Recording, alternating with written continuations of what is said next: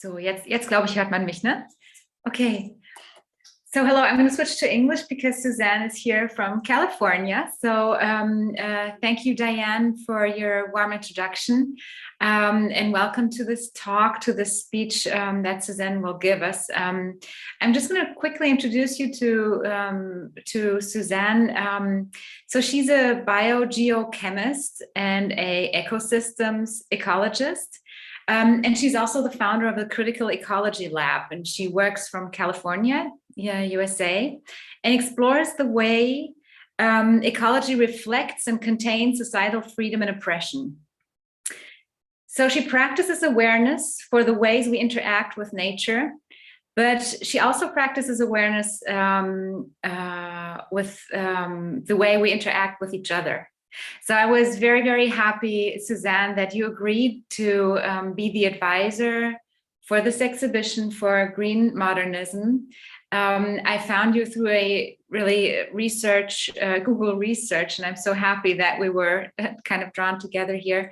When I was searching for radical ecology, white ecology, and critical ecology, I found your lab.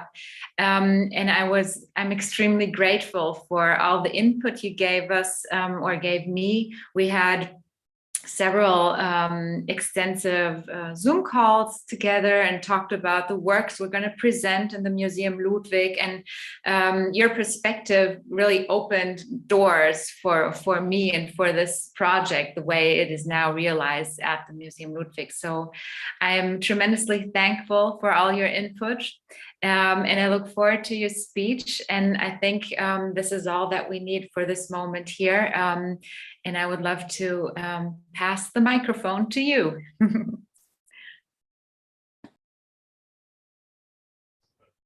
Okay, well, thank you so much, Miriam. I really appreciate that introduction and just the invitation to first be a participant advisor to this incredible exhibition was just such a welcome thing for me and a growth in my career. So just a wonderful experience to work with you and learn from you. So thank you, Miriam. And yeah, I guess I will start by saying that I was asked to give a speech to talk about this concept that I began addressing in my text for the exhibition catalog, where I wrote about the cactus as a colonial object. And as Miriam mentioned, I'm not a cultural historian. I'm not a curator. I'm a scientist.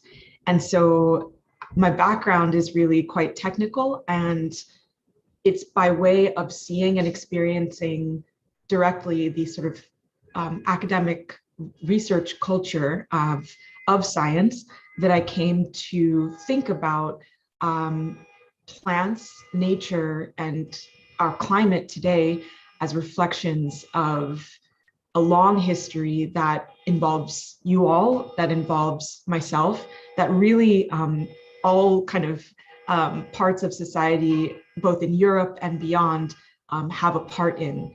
I also have to say that before I go forward, there's lots of noise where I am. My windows are closed, but there is probably still going to be some noise. So please excuse any background sound, and I'll do my best to speak clearly and maybe put myself on mute if things become quite loud or if my cat is making sounds.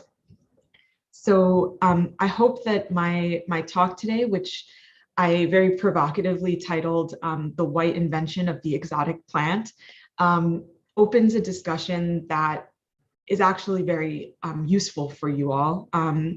My intention and my pleasure is not to lecture, though this is sort of necessary in the format. My intention is really to pose questions that I think I have a few thoughts and answers to, but really require dialogue in order to,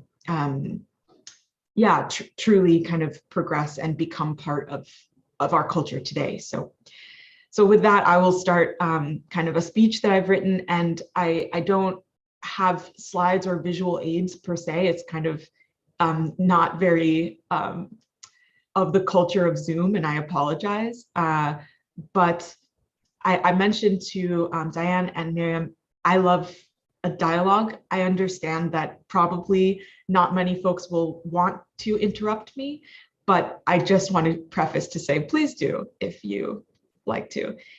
My talk will be hopefully around 30 minutes, maybe a little bit less, and that's because of this kind of thinking around discussion, but I think that we will have a fruitful conversation. So I started this talk with this provocative title. And the reason is because I hoped that it would maybe make you all want to come to this talk, and whether it's for curiosity or annoyance or frustration, I think the phrase, the white invention of the exotic plant, gets your attention because it means that there's a protagonist, one or more protagonists in the story, and that there is an action, but the conclusion of the story is not yet decided. And so whether or not you like the title, you definitely want to know, what is she talking about and how does this end? And so today I'm sharing my perspective on how exoticizing plants, and by extension, exoticizing people, is an invisible process that has come to shape our lived experiences on this planet. So I provoke you a bit because not because I want to make folks feel like there is like an accusation being made, that there is someone to blame. And I don't think that that those feelings are bad. Like, there is sometimes a good thing about feeling that there might be a blame to find. And I think that we feel discomfort if there's a possibility that the blame of a problem could be close to home. But in the discomfort of hearing these ideas, or hearing this title for that matter, I think that we actually become more closely poised to think deeply. Because when you have discomfort, you can either fight, flee, or kind of become open. I think that's the third option of experiencing discomfort, is opening to it. And so I hope that that's the direction we can go today. So let's see. So first, you probably want to know a little bit more about me, though I had a nice introduction from Miriam. So I'm an American scientist. I'm based in California, as she mentioned. And my doctoral training is in the research field of ecology and biogeochemistry. So ecology, just defined generally here, is the study of the environment as a natural system. And biogeochemistry is the study of the exchange of elements between the living and the non-living parts of the environment. So I'm, as I mentioned, not an artist, not claiming to be a curator, but I have sought opportunities to think creatively with those in the art world. And that's part of why I accepted this work, and it's such a wonderful opportunity to work with Museum Ludwig. And I chose these technical fields, I think, because I understood that, first of all, our planet is under a very serious threat.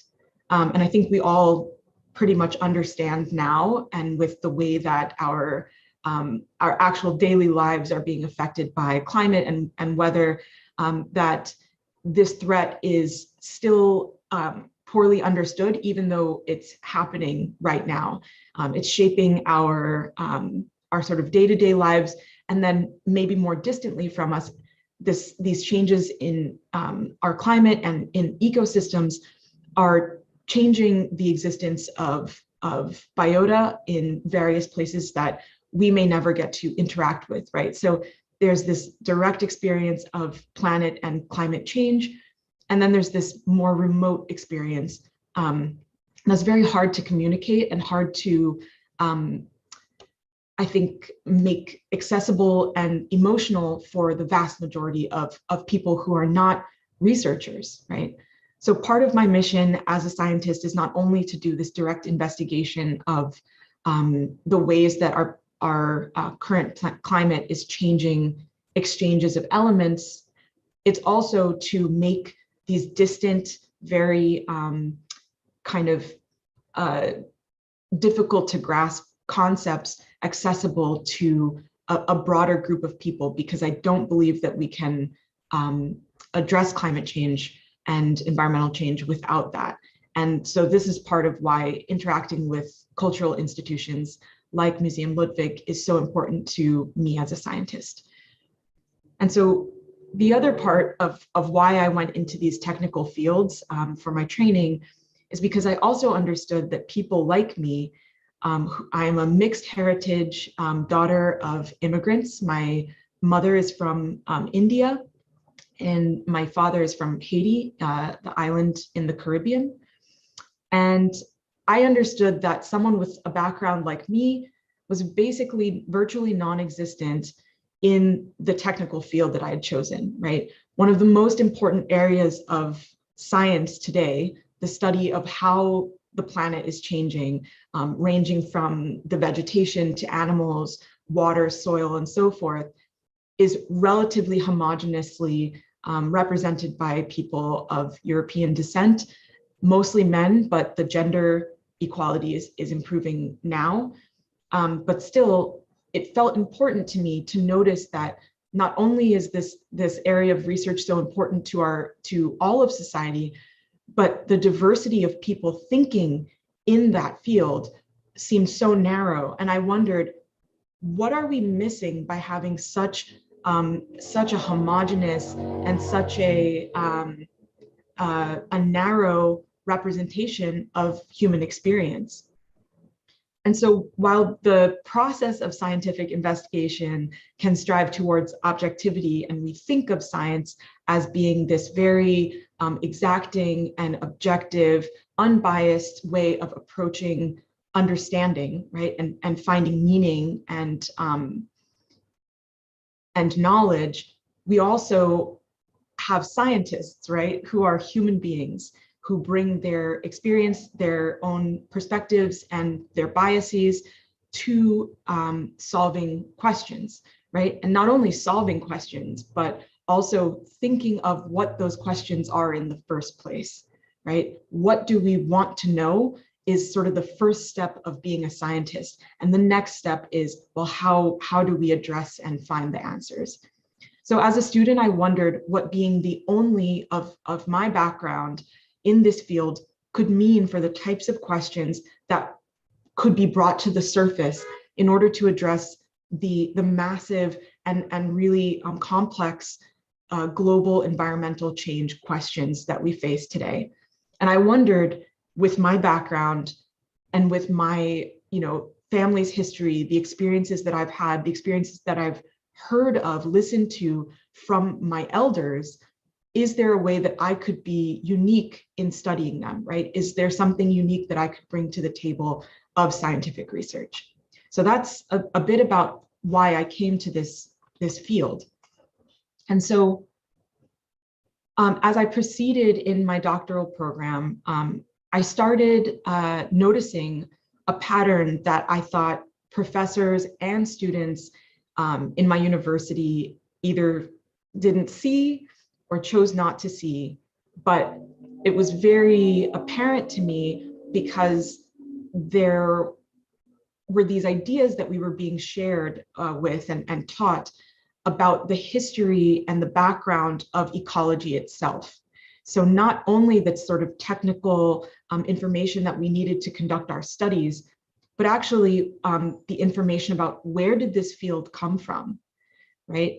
And so ecology as a Western scientific discipline is actually relatively young, it's new. It was only really invented or sort of formalized in the second half of the 20th century. So Europe and the United States produced a number of researchers prior to the 20th century who were zoologists, naturalists, botanists, and I can go on and on. Their work contributed to these kind of ideas about parts of the environment actually being stitched together and interconnected, rather than these domains of life and the planet being separate. So why am I talking about this? Well, I mentioned I saw a pattern, and what I noticed was we would learn about these sort of fathers of ecology as part of our training to become the next generation of researchers. Some of these men who created or contributed to the fundamental principles of ecological science from from Europe were men like Alexander von Humboldt. There's Tansley, Darwin, Spencer, Volterra. I can go on and on. All of these names might be familiar to you, but for me, they were taught as these really giants in the thought that brought about this concept of the biosphere and interactions between organisms being controlled by environmental conditions, right? The climate, the soil, and so forth. And so some of those core contributors to the field of ecology, such as a man named G. Evelyn Hutchinson. I think there was a room in my building where I was studying that was named after Hutchinson, only died as recently as 1991. So that is to say that we are still in the cultural process of creating ecology, right? It's given this sense of firmness or concreteness that I think allows us to treat it seriously and take ecology as this really, let's see, what word do I want to use? To treat ecology as a sort of given, a taken for granted fact of how we understand the world today. But only within the last 50 to 70 years did the discipline that I have a PhD in become a serious and respected science, right? That is to say that we are still in the process of shaping what makes ecology. And that also means that ecology and the research that we do is not very far removed in time from the cultural history of the 1800s and 1900s, which were largely characterized by the kind of fallout process of the colonial project, right, across the world. And so today I'm going to talk a little bit about the relationship between this science that we take so seriously and rely on to understand the current conditions and the current planetary crisis we experience, and that science's deep cultural connection to the history of colonialism. And I hope that once I talk a little bit about that, it will take us to a point where we can ask, so what? And maybe the so what will be useful in helping us to think, what can we do with this information and these facts when we are now facing the present, and what needs to happen for environmental preservation and really reversal of the degradation that we experience now due to climate change. So I'm looking at my notes, so I'm just going between. So what has happened in this young field is that many researchers have turned their attention to the ways that climate change and other sort of human-caused disturbances are reshaping the global environment, right? And just to underscore what I said a moment ago, now that there's so much, resources, right? Funding towards research in sustainability, in global change, in climate science, there's this huge push to address these present day and future crises. I feel that without scrutiny and analysis of the past of this discipline, we may fall short of the potential for solutions that we have today.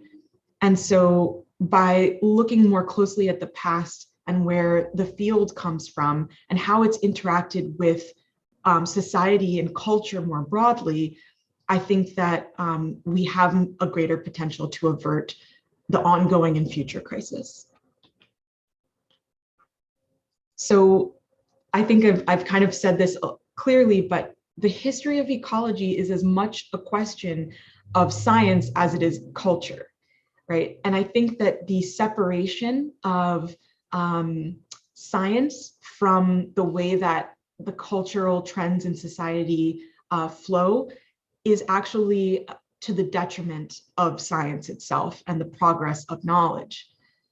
So this means that the future of environmental crisis risks being tied to a cultural history that its practitioners are not critically analyzing. And so I'm the maybe annoying person in my discipline who's from within, speaking both to my colleagues, but also to you all, because I think that this observation and analysis is so important. And so the reality is that the foundational or founding thinkers of ecology were not entirely independent or objective. They were largely part of a cultural period in Western Europe that was an imperial project for Western European states. And those states sought to control, as we know, other continents through extraction and occupation. And so how then am I making this claim that science is tied to this project of imperialism? Well, naturalists like Darwin, I think many of us are aware of who Charles Darwin is. He's the founding father of this concept of natural selection, which gave rise to our modern concept of evolution. And he's also lesser known for his studies on soil, earthworms, and so on. So Darwin, a phenomenal giant in natural science, began not unlike myself as a graduate student. And he was able to begin his studies in natural selection and start to develop his theory of natural selection because he had access to the naval voyages of the British Empire. Without the access to travel on ships and visit South America, where he studied the Galapagos finches, for example, and did some of the seminal studies to describe how animals adapt to different environments and that their physical forms met that adaptation through generations. He would not have been able to do those seminal studies if he wasn't actually funded by and supported by the British monarchy. And on the very same voyages that he was making along with naval officers and surveyors, his work was serving to add greater detail, specificity, and technical observation for potential landscapes that would be valuable and provide resources as colonies for the British. And this is just one example, one famous example of a kind of huge giant in scientific history who is kind of not typically thought of as also a very early colonial administrator in a way. And so many like Darwin got their access and defined their priorities in terms of their observations of the landscapes, the animals, the plants, based on the interests of those who funded and supported them, often monarchies, trading companies, and so forth coming from Western Europe. So the culture of Western ecology, therefore, began as a feature of the European colonizing effort, not as an independent inquiry entirely based on sort of the objective curiosities of naturalists, but rather as technical support for a very particular political and economic project. And it's not a coincidence that while the explorers and the monarchs that supported them saw value in geology, botany, zoology, they regarded the human occupants of South America, of North America, Asia, and Africa as subjects and laborers at best, and at worst, pests to be eradicated. And so while the Dutch, the Germans, the English, the Spanish, the Portuguese were sending naturalists to describe and catalog and retrieve plant specimens, among other types of natural specimens, they were also creating a new language of Western science and a value system of exoticism that exists to this very day in ecology. So this is what I refer to as the white invention of the exotic plant.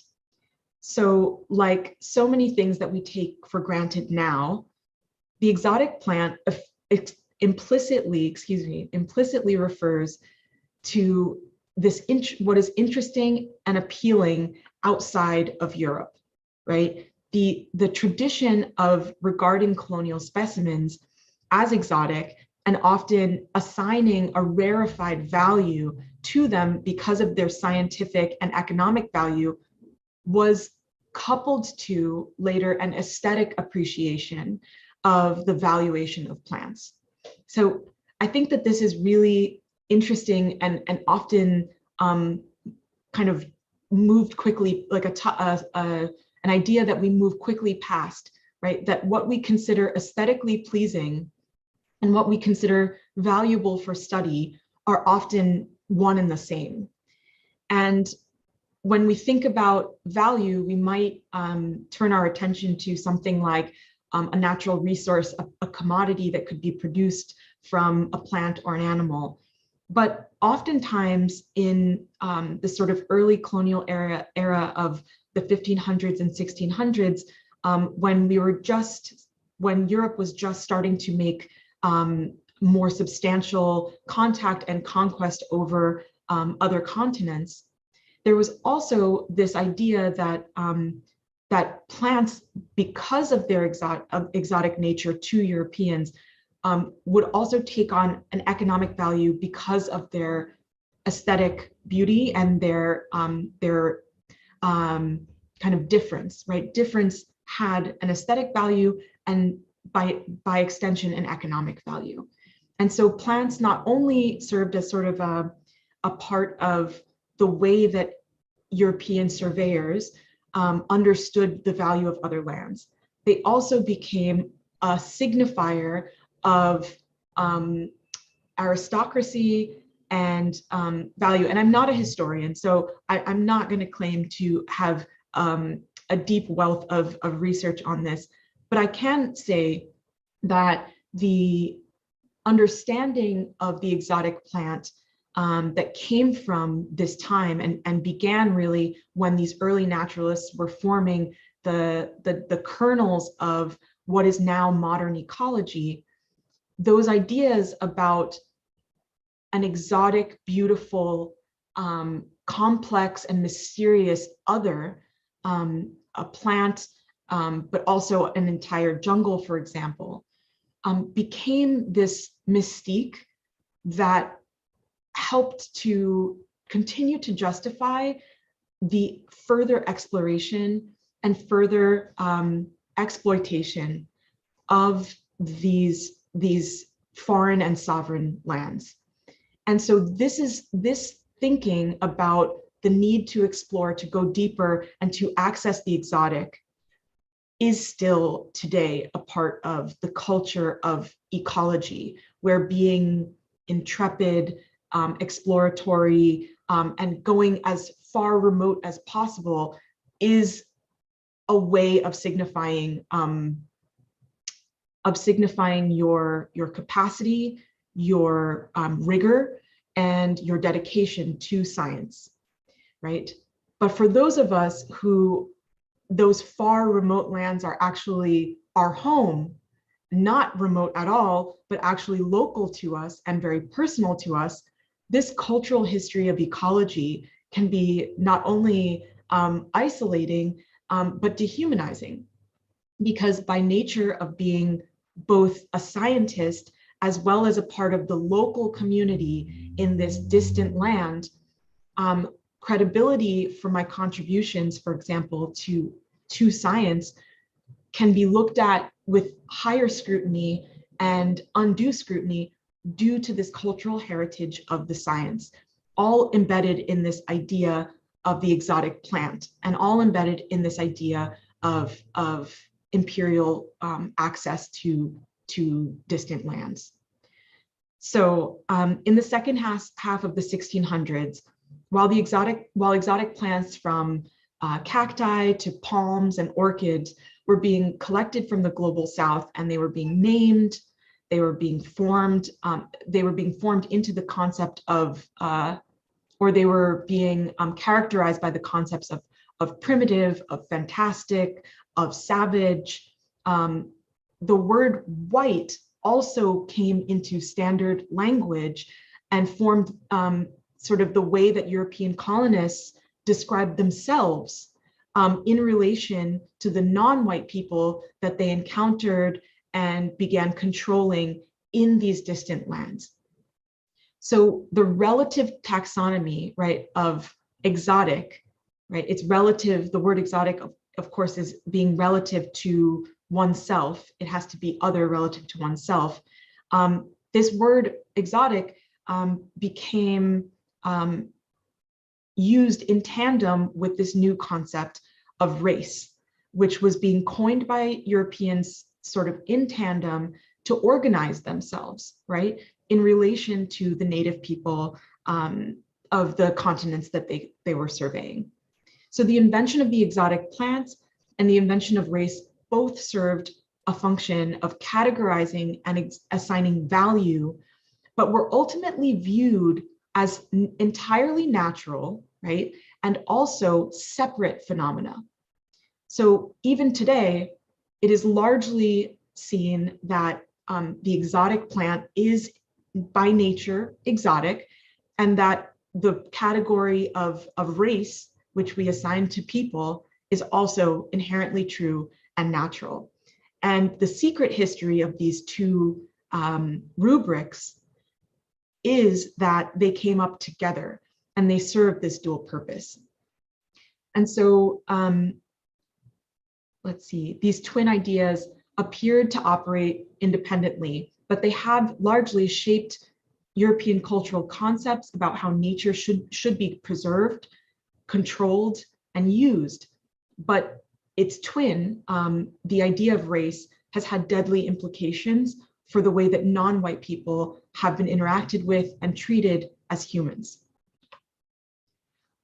So here lies the question that I hope you all will keep thinking about after this speech, and whether it's in a good way or a bad way, or an annoying way or an exciting way, I hope it stays with you that we can ask ourselves, what types of cultural artifacts hold these twin ideas of exotic nature, exotic plants, and racial hierarchy still to this day? How do these ideas shape our lives on an individual basis, such as in our urge to save the rainforest versus the urgency that we feel about addressing mining pollution in the Amazon rivers affecting local people? How does this exoticism of nature and racializing of people prevent well-intentioned people who want to see positive change in the world? How does this prevent us from seeing climate change and systemic oppression and racism as intertwined issues? So as a PhD student, as I mentioned, I thought a lot about all of this, and it really shaped my experience as I was being trained to be the scientist I became. I thought about the plants that came from my parents' countries and how they are now preserved in herbaria. While the forests and the jungles in my parents' countries have been deeply shaped by colonial control and intervention. The ways that the people who survived that very colonization, who are in fact my own family, my own ancestors, are still talked about both openly in political forums and in media, as well as privately they're talked about as backwards, as ignorant, or at fault for the loss of native biodiversity, soil and water quality in those countries. That many today who think of people in the global south in this negative way are also the same people who have exotic plants in their homes and offices. So my colleagues in ecological science also view the idea of climate change and social inequality, repression, racism, and impoverishment as totally separate issues. This is still to this day a very controversial set of thoughts that I'm offering you. And I'm okay with that. But by sharing it, I want to kind of express that it's no surprise to me, and I'm not hurt, but I'm actually just excited for change, that the culture of ecological science has not yet progressed very far past its cultural heritage in colonialism. But I believe that it can, and I believe that my invitation to work with Museum Ludwig is one example of how we can begin to broaden access to these ideas. And though maybe people who are going to a modern art museum are not expecting science, their ideas coming from an exhibition like Green Modernism may also influence an article about climate change or natural disaster that they read later in the day, the week, or the month. So I think fundamentally all sectors must reconcile that the creation of the exotic and the creation of the other is a tool of alienation, even when that process of alienation yields vast, beautiful collections of plants. And that alienation is the very same tool that has justified domination and exclusion of people who look different from you, from me, like I do, who are not white and who are not entitled to what you might have there in Europe. And so our urgency to act on climate change, to invest in solutions and research, are limited and hamstrung when they remain connected to the idea that out there, somewhere distant, there are people and lands that are too far beyond our responsibility. So I will stop there, and I really thank you for this time to speak.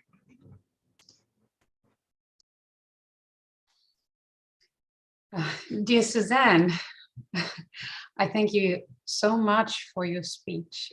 Thank you so much for this, not overview, but for this view and your research and your way of thinking. So I'm really impressed. Thank you so much.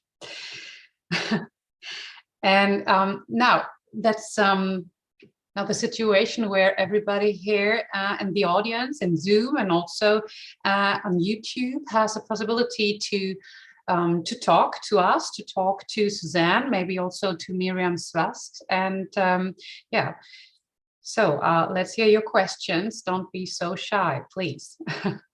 But maybe Miriam would also love to say something. I don't know. You're welcome. All of you are very